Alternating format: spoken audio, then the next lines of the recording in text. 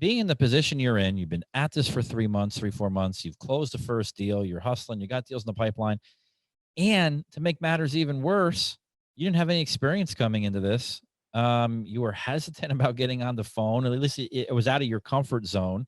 And you came from a nonprofit. So it wasn't like you were this like huge multimillionaire entrepreneur coming into this with, you came from a nonprofit. What what advice would you give or any words of encouragement of people either looking in that may find themselves in the same position as you once were, or to an even existing grad that, maybe is in that 6-month period out of class and they're looking for maybe some words of encouragement? What would you say? There are just too many commercial loan brokers that don't have a damn clue of what they're doing. All we're trying to do here is better the industry for everybody. At the end of the day, you can make great money in this industry, but in the end, it's all about helping people. People always say, Kris, how can I be a successful broker? It's 2 words, hard work and dedication. If you don't like talking to people, you probably shouldn't be in this business. Hey, everybody, welcome back to Entrepreneurs in Finance, where we explore the daily lives of graduates, lenders, employees here at CCTG.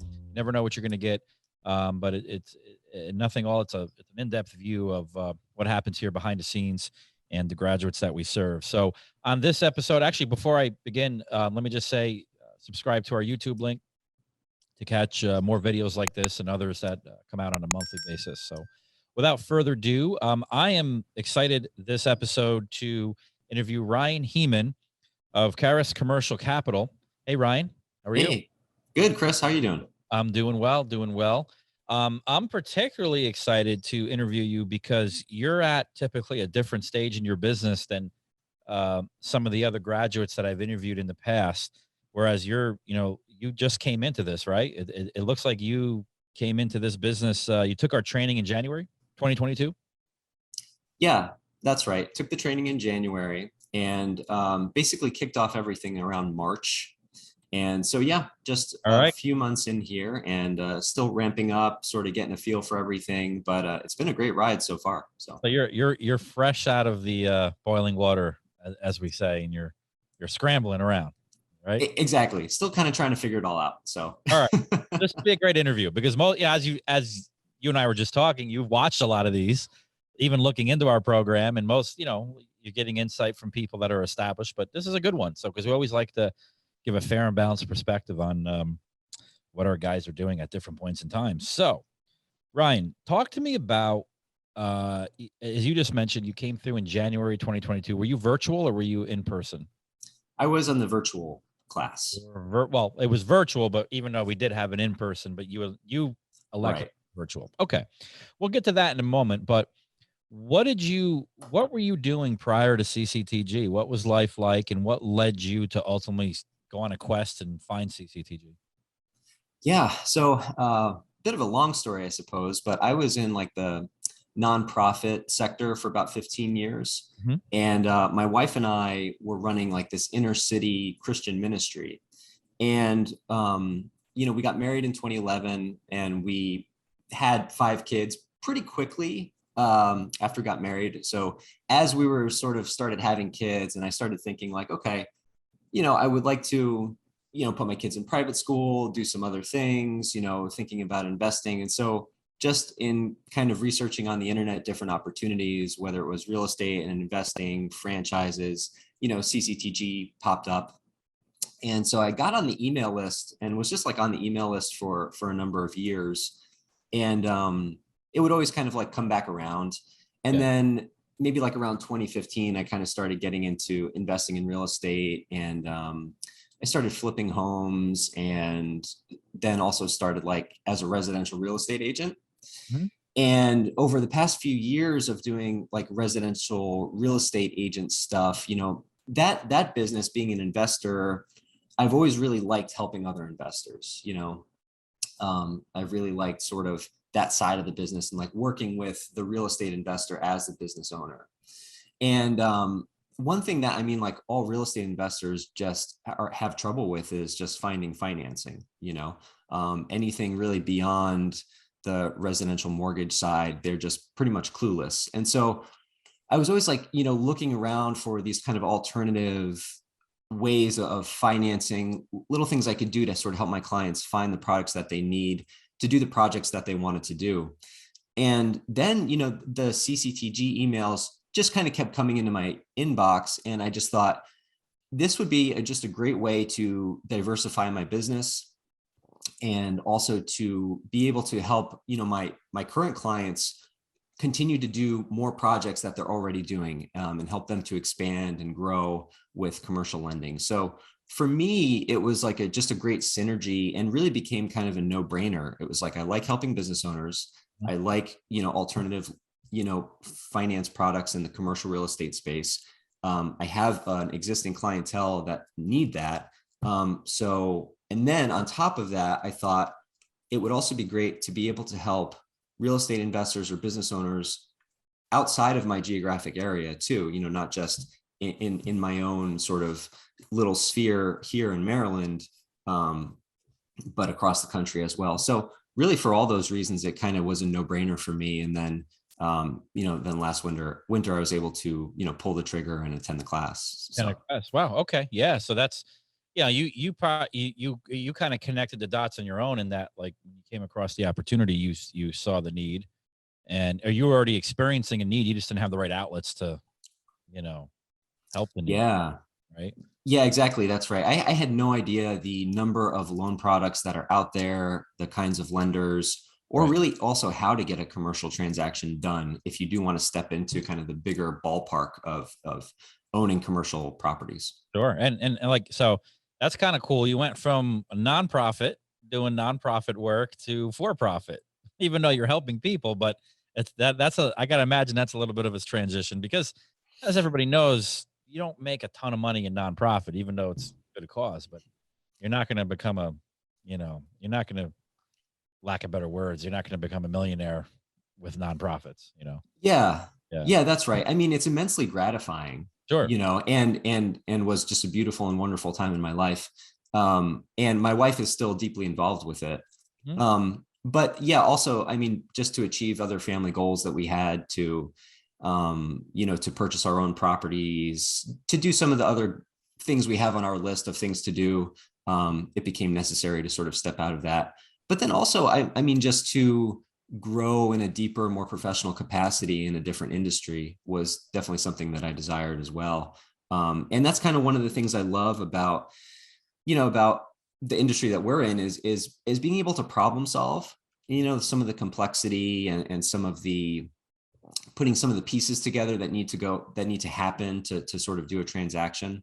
I think that's really interesting, and an interesting sort of puzzle to set yourself to.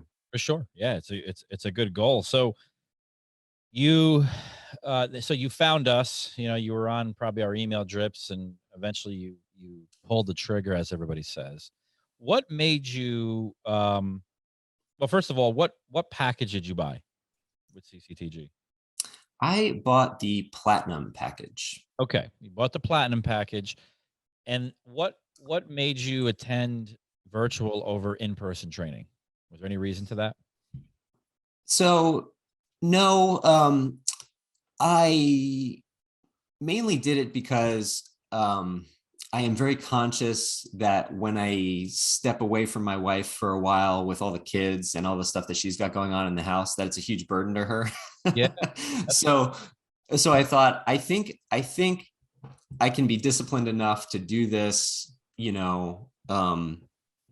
at the house, to take the 8 a.m. to 6 p.m. or whatever it was, and then to be able to, to be on, in the evenings on kid duty, and then get back to it, reviewing my notes after the kids go to bed and that sort of thing. So I sort of took a little bit of a chance with it, because knowing that I was going to be home, that I'd have those distractions. But it ended up working out, actually, because I came down with COVID the day before the class. Oh, that's right. You know what? So you know what? I totally forgot about that up until you mentioned that at this point. Wow. Yeah. So it was really good that I wasn't, on an airplane, feeling the way I was feeling. So we were able to quarantine, and we didn't get it too bad, but the whole house, we kind of locked ourselves down. And Yeah. Yeah. Yeah. Okay. So yeah, hey, things happen for a reason, right? That Yeah. worked Yeah. out for the better. How'd you find the virtual class? In terms of your end of it and taking it over a computer. Yeah, I thought it was great. I thought it was really well done. I have, as a real estate agent, I've attended a lot of virtual and online training classes. Okay. And I think the last continuing education course I did for being a real estate agent, I took a couple online classes and I swore I'd never do it again, actually, because they were terrible. Right. But this was really good. It was really engaging. I never felt like it was difficult to pay attention. I thought the material was super engaging. You and all the other presenters were very engaging. And then I liked how it was split up too in the morning in the sense of like doing, sort of the overview, the theory, how the different loan products work, and then actually meeting the lenders. And I didn't actually realize how important it would be to learn the lenders' products and meeting them and become familiar with them. Right. For after the class, so that I could actually reach out to them and get connected, get set up with them, so I could begin sending them potential deals. So Okay. All right. So you found, yeah, virtual. You're saying it was, done correctly in your mind, or at least you found it satisfying doing it over, a live training. So, you're new, right? So you said that you attended in January. You didn't really kick off, meaning website launch and all that good stuff, till about March, right? Is that right, correct? that's right. All right. And now, so March, April, May, June, right? So we've only been at this maybe 3-4 months. Mhm. Talk to me about your ride, even though it's a short one. Talk to me about the pros and cons of this ride so far. Yeah, so it has been great. I've enjoyed, the different type of sort of networking and relationship building that there is to do in with this, as opposed to being a realtor. I enjoy reaching out to business owners, but especially seeing how important it is having those referral partners from other industries that can sort of send the clients that they're helping to you. Right. That's really interesting, and I like those types of relationships, because setting up those relationships, it's way less pressure. It's not like, are you going to buy something from me right away? Are we going to work together right now? It's like, you may have a client who's in need of this in the future. Feel free to reach out. I'd be happy to tell you, to let you know, that sort of thing. And that's a way that they can add value to their clients. So it's really helpful to those other professionals, whether it's the residential mortgage lender, or the banker, the property manager, or the business broker, to be able to help them add value in their businesses. And I really like that kind of collaborative type spirit. So so I've been able to add some commercial real estate agents, get some good relationships with them.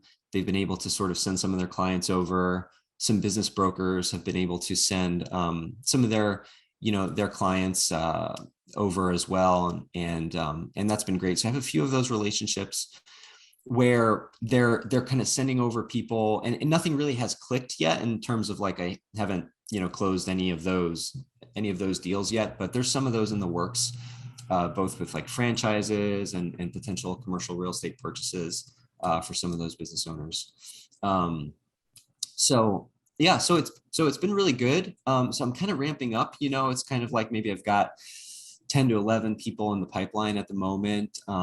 But it's been a really busy spring for my retail real estate business as well. So kind of juggling the two things happening at the same time, has been something that, for me, still sort of getting the hang of. And so Sure. And from my understanding, you already closed a deal, correct? yeah, I was able to Talk to me about work that. with John and Lucas over there at Prime with you guys, and that was really great. It was a very smooth process. It was really good. It was a refinance for a short-term rental property in Austin. Okay. And it was a real estate investor that I met in kind of like a forum, like an online forum, Yeah. and was able to help them.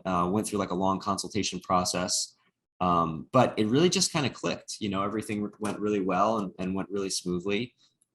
And that client, I'm actually helping them also with refinancing another property as well. Oh, wow. So So it turned into another deal. yeah, And what was the deal like in terms of how big was the dollar amount? I think it was about 450,000. All right, good. Yeah.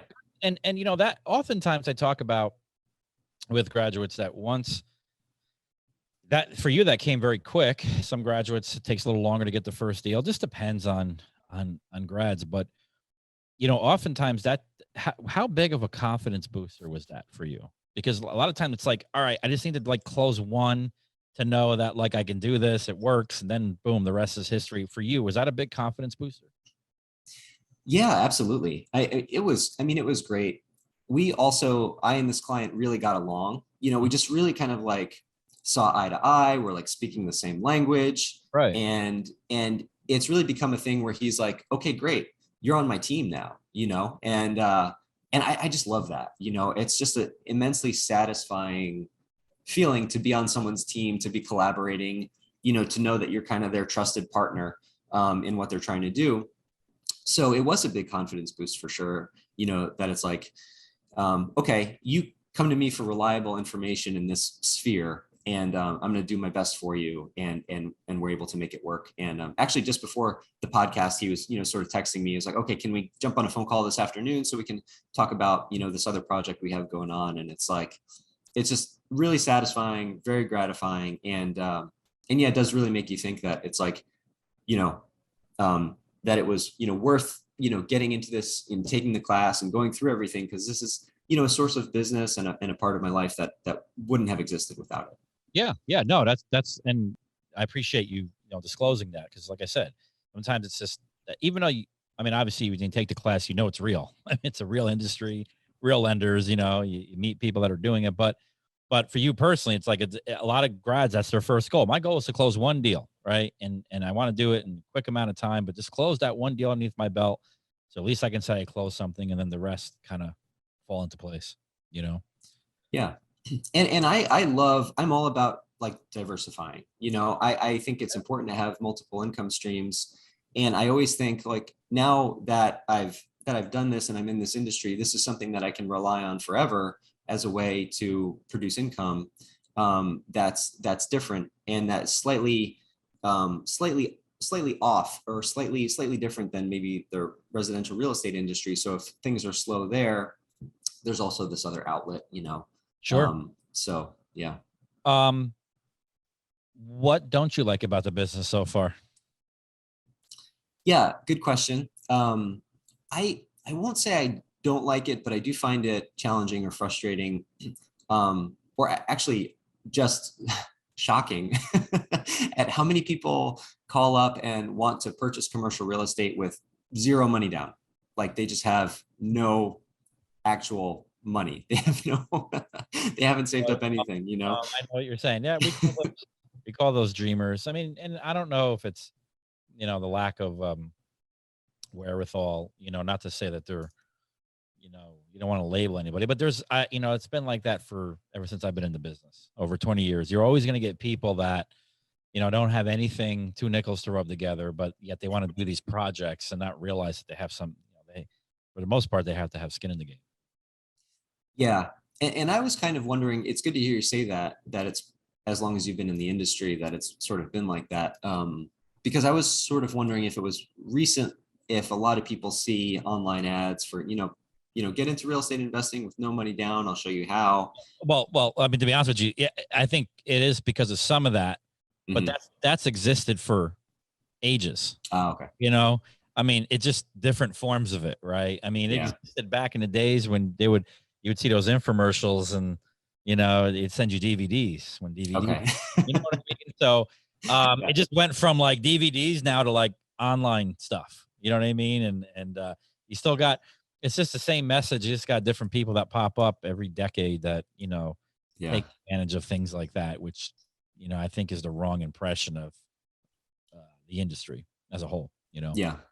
But yeah, you're right on the money about that. So yeah, I hear you. So, and you're saying it when those people call, you have to kind of go through a process before you find out they don't have anything, at least.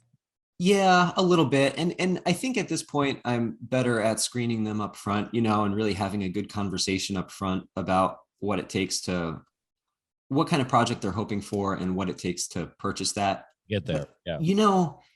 really the thing too is like educating them that like, if you want to purchase this huge asset with no money down, like even if you could find somebody to do that for you, it wouldn't really make financial sense. Like you wouldn't really be able to underwrite the property correctly, and it wouldn't like it probably wouldn't work for you in the long term anyway. Sure. So I think using it as like a launching pad for maybe a bigger discussion of exactly the type of property that they want to buy, and really how they want to position themselves, is it's a good opportunity for that. Yeah. Yeah. Absolutely. Absolutely. I mean, there are some things that can come out of it. It's not just a wasted phone call if you Yeah. know, handle it correctly, I would say. So what are your goals? I mean, like, so you've been at this 3, 4 months. What are some of you said you got, I don't know, 10 or 12 deals in the pipeline now that you're working on. But what are your ultimate goals in your first year? Like, what's your goal after you look back in a year? Where do you want to be from now? Yeah, what I would like to do is I would like to, close a few more deals this year. If it came to the point where I actually made back my money on the program in the first year, I would be immensely happy with that. That would be great. Because I consider that all just like I said, going forward in the future, I have this now forever. This is an industry that I can work in with, relatively little startup, and Right. so that would be my goal, I think, for the first year, and just to keep on chugging along, kind of just building the pipeline. I sort of take a very sort of like slow and steady approach to Right. it. Each Right. day I just try to reach out to my referral partners. I try to build my email list. I try to craft, good emails that go out twice a month, Yep. respond to all my leads and inquiries, and just sort of like plug away at it and sort of like take it day by day. It's kind of my approach. Okay. Um, so kind of a long-term vision, I think, for it. Good. Yeah. No, I think that's healthy. I think that's absolutely healthy. But it sounds like you're on your way to doing it. I mean, I'm glad to see you close the transaction. I'm glad to see you have stuff in the pipeline, and you're kind of. It sounds like you're doing the right things too, right? I don't want to get into a class lecture here, but you know what you've been through class. You know what we talk about networking. We talk about just how to approach this business. And it sounds like you're doing all the right things and you're starting to see a little bit of, fruits of your labor, if you will, start to materialize here, which is great. Yeah, I think that's right, and I certainly hope so. Come for me, coming from the nonprofit sector into sales, basically, I had to learn what are sales activities. What should you be doing on a daily basis? How do you reach Right. out to people? How do you network? And I mean, I'm still, new at that, and it's an ongoing learning curve for me. But I think I'm getting the hang of it. And all these things about.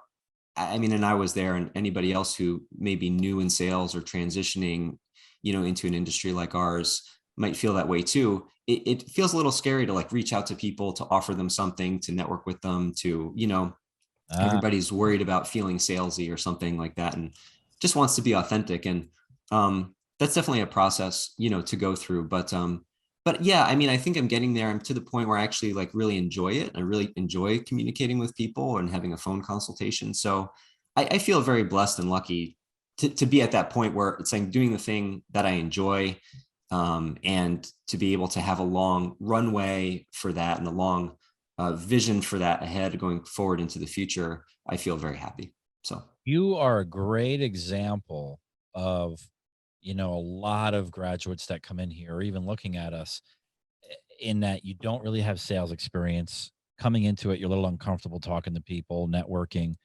Um, you're not really used to talking on the phone, selling somebody something. Um, and, and obviously you had no experience coming into the industry, but you're a great example of, you know, pretty much anybody can do this, but you got to apply yourself. You got to, if you're not good at something, you got to practice and make it better, like talking on the phone. Right. And eventually you'll get comfortable, you'll get it. But I think the key word is determination, and having perseverance and kind of knowing your own shortcomings or faults and working better day by day. Like you said, you're applying yourself day by day, to hopefully become successful. And I love how you're vulnerable with that. You know what I mean? Yeah, thanks.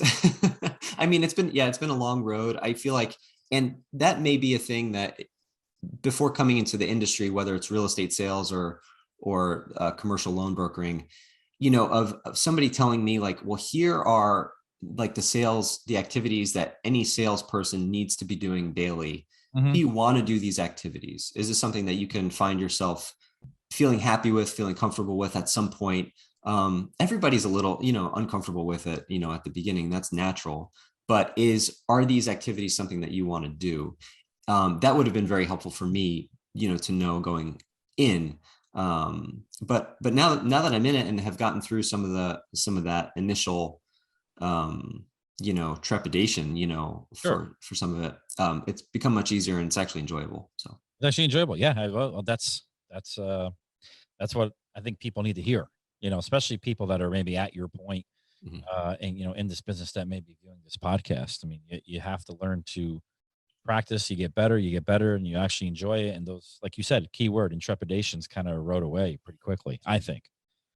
Um, all right. Now comes, here's a time in the podcast where I'll ask you some questions just to get a better idea of who you are, personality wise, and everything else underneath the sun. But um, if you hadn't found us, you didn't find CCTG, you weren't doing what you're doing now.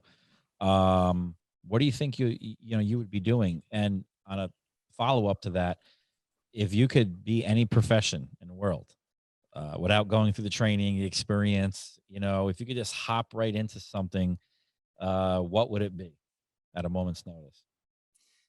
Yeah, sure. I thanks for separating those two, because I always feel like, those are two different things of like, what would you be doing, and what would you maybe in like as a dream, do. Yeah. So yeah, I think that if I wasn't here, I would probably still be, working in our nonprofit,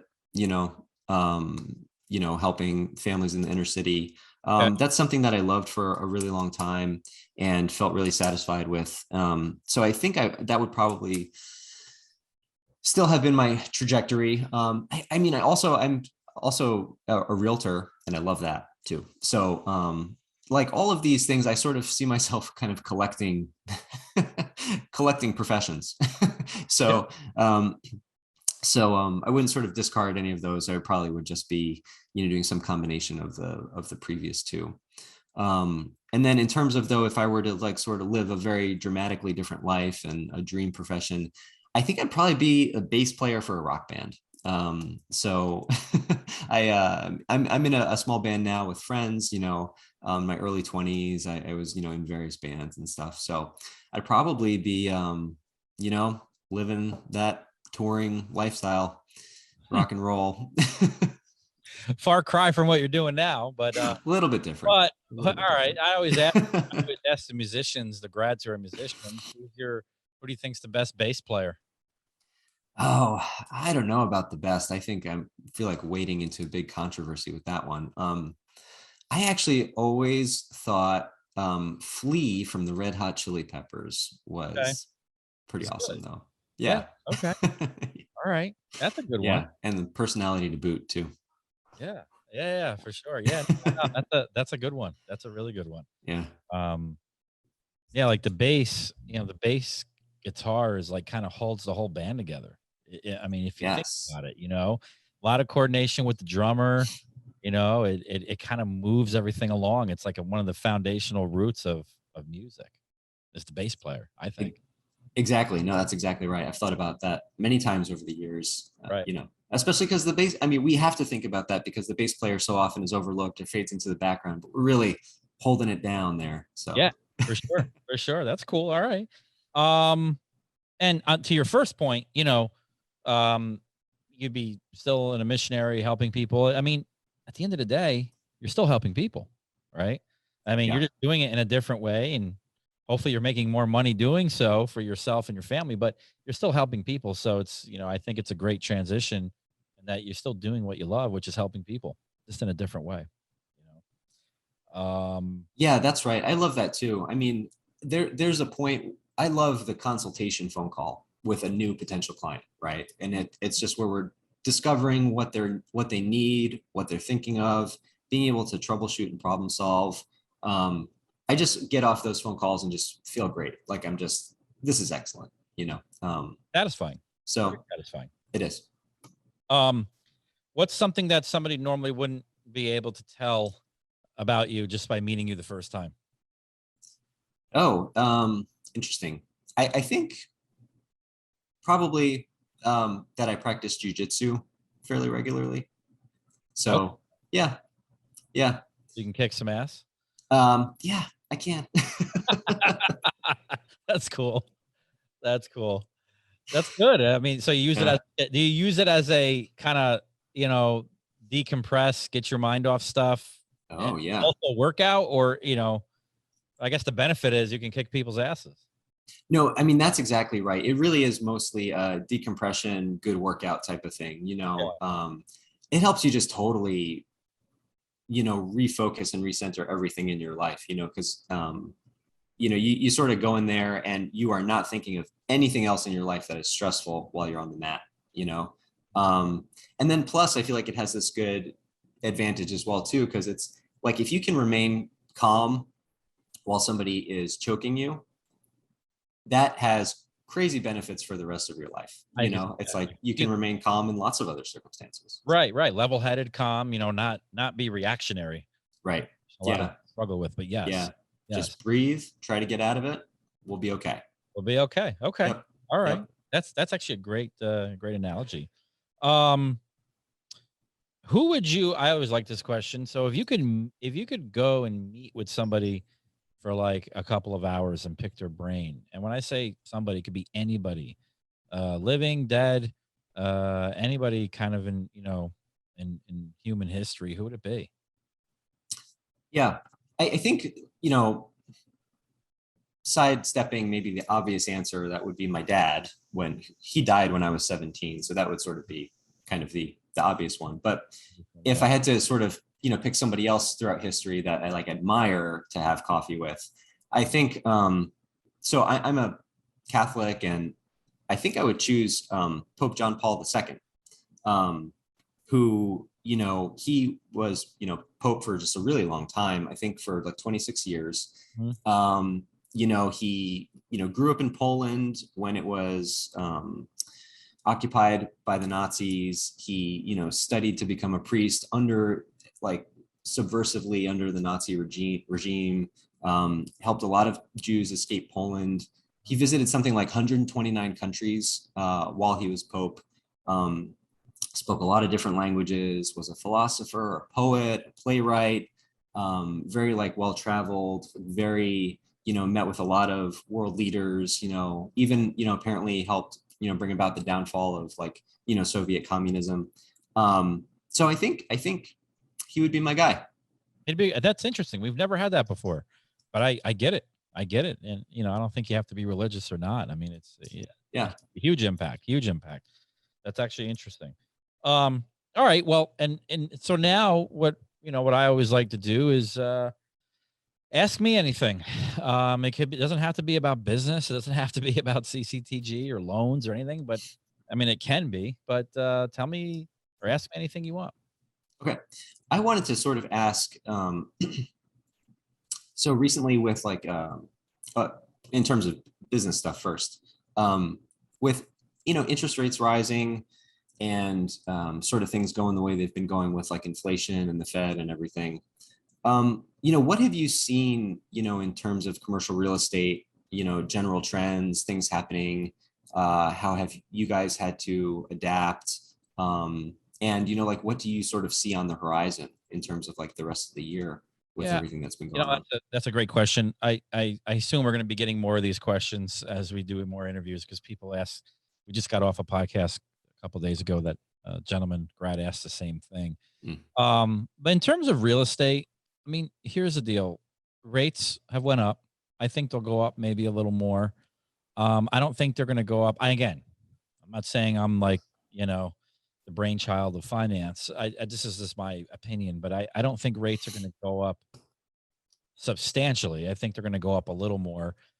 The bottom line is, in terms of real estate, there may be certain pockets that may slow down. I think the bigger fear, not so much rates rising. The bigger fear is the cost of goods going up, which can affect materials, obviously. Mhm. And then you cross reference that with some of the supply chain issues. Um, you can get into. I mean, we're seeing that now with a couple clients of ours with developers.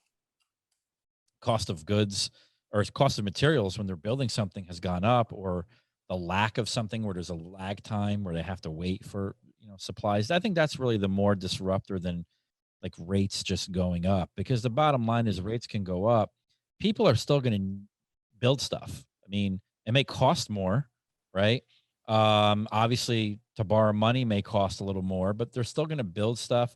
I think one of the trends that historically have been solid, no matter what the economy is doing, is housing, right? So when you look at apartment complexes and buildings, um, multifamily buildings.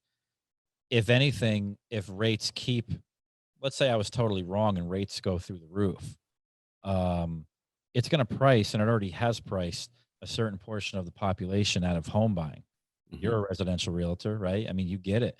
It's gonna take people that, where the most volume is, right? Because most volume is not with $1 million plus homes. Volume is with middle class, pretty much, or lower middle class. And so you're going to see those classes affected where they're not going to be able to afford a home, depending on how much if rates go up.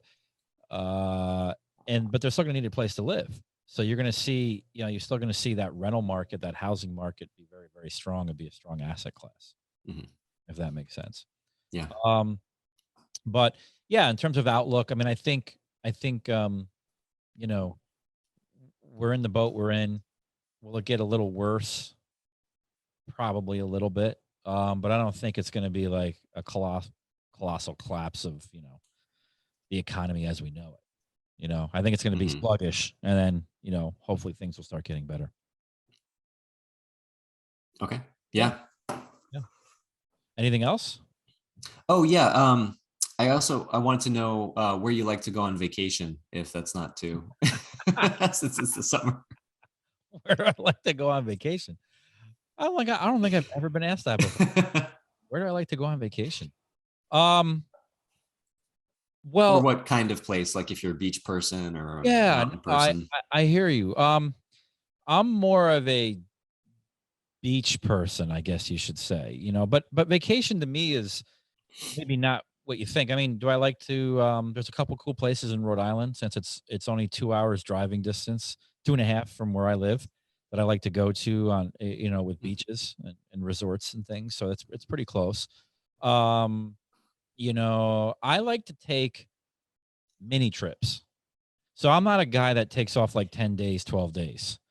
It does happen once a year for a passion that I have, which is cars. But outside of that, I don't take really long vacations. I'll coordinate a weekend, so I'll maybe take a Friday off or a Thursday, Friday, and make it a long weekend. So I like to go to like mini spots, stay 3 days there. I don't like staying anywhere for more than 3 days.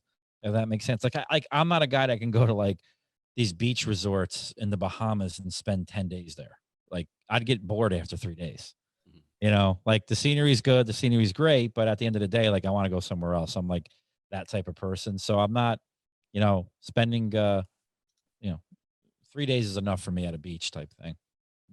I don't I like to work too when I'm on vacation. That's the other problem I have. Mhm. When I go with my significant other, it's I get yelled at pretty much half the time because I'm on my phone, replying to emails and Yeah. logging into conference calls, and so I almost got it's like a bad habit. I got to sneak away to do a conference call. Otherwise, I'm getting yelled at, but it is what it is. Yeah. Kind of comes with the territory a little bit. It does. In this business, it does. Yeah. It does. Yeah. Yeah. And I try to tell them, hey, you like this, right? You like being on vacation? Well, it's a result of things like this, getting on calls, and so you can't have Yeah. one without the other. It's Yeah. Yeah. very evil, as we say. Yeah. Yeah. Yeah. My wife, whenever I have to take a call, I'm just like, oh, I got to take this. And she's like, go get it. She's like, That's a supportive go wife. for it. Well, and You know? and that's a good. I know, you asked me a couple of questions, but Let me ask you another question. Like, how has your wife been doing this transition? Like, like you said, you're on calls all the time. How is that support been? Yeah, she's been amazing.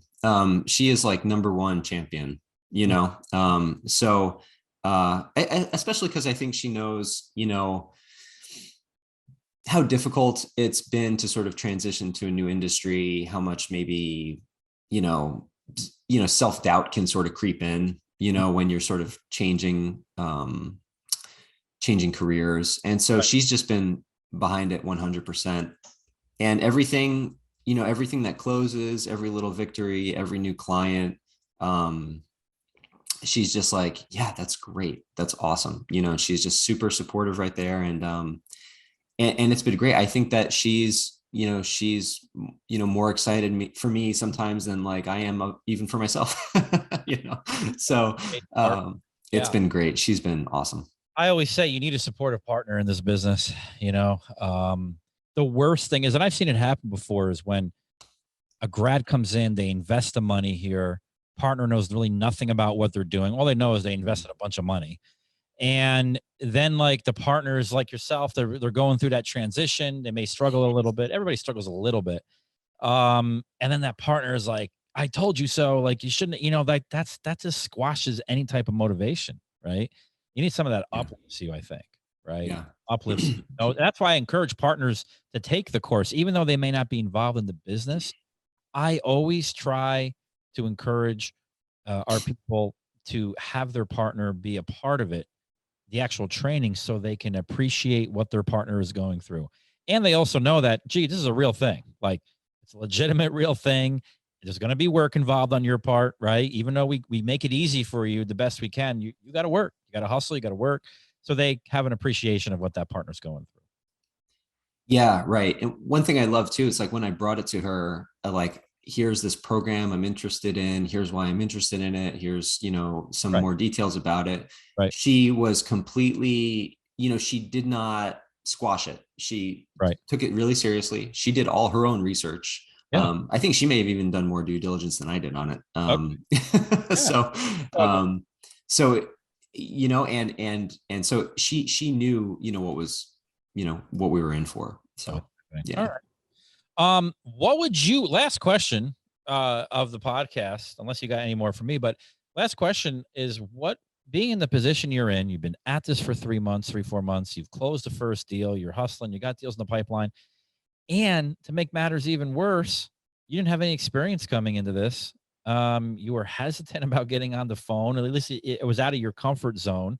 And you came from a nonprofit. So it wasn't like you were this like huge multimillionaire entrepreneur coming into this with, you came from a nonprofit.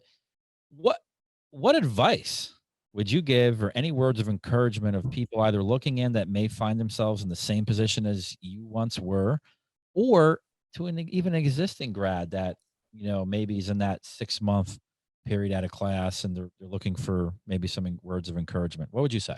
Because Mhm. you've actually watched these podcasts before you were invited on it. So go ahead.